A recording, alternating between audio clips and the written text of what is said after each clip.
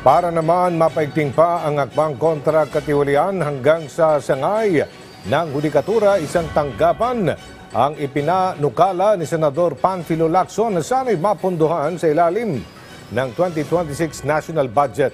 Kung ano yan, alamin sa sentro ng balita ni Luisa Erispe.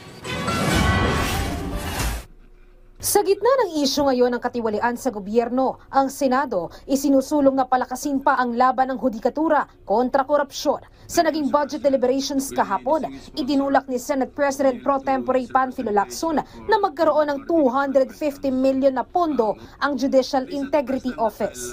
Kasama ito sa tinatawag nating signs of the times. No? Dahil as the nomenclature suggests, Judicial Integrity Board or Office, no?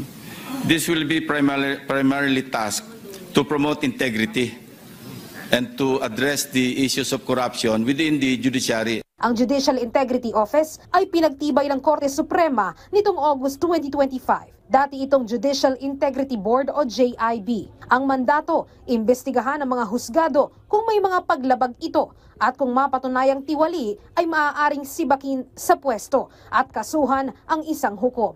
Lumabas sa pagdinig, noon pa humihingi ang judiciary ng pondo para dito, pero hindi ito napagbibigyan ng Kongreso. While the Judiciary Integrity Board was existent, they had been repeatedly asking Congress for budgetary support, but this was always denied. Napagbigyan naman ang itinulak ni Lacson na pondo at isisingit ito sa amendments ng Senado. We can, during the period of amendments, we can introduce amendment in the amount of only 250 million, considering that we're talking hundreds of billions, just yesterday. Samantala, si Senator Rodante Marcoleta, iba naman ang issue hinggil sa katiwalian. Kaugnay ito sa mga notaryo publiko na ipinalalagda sa iba at pumapayag na gamitin ang kanilang mga stamp pad kahit hindi nakakapanumpa sa kanila ng personalang isang nagpapanotaryo. Karaniwan kasi hindi naman yung abogadong pumipirma eh. The chances are, the one assigned to be there in that office, kung sino man yon, the notary public allowed him or her to sign for her. Ang hinalimbawa ni Marcoleta ay ang issue sa umano'y pagkakanotaryo sa salaysay ni Orly Guteza noong unang pagharap sa Blue Ribbon Committee. Anya, bakit si Guteza ang kine-question siya naman umano ang posibleng biktima dito? Buwelta pa ni Marcoleta, pati siya damay sa inilabas na desisyon ng Regional Trial Court ng Maynila na naglabas ng resolusyon na pineke umano ang notaryo ng dokumento. Saan naman po kayo nakakitang order na gano'n? Ako po yung nagpresente.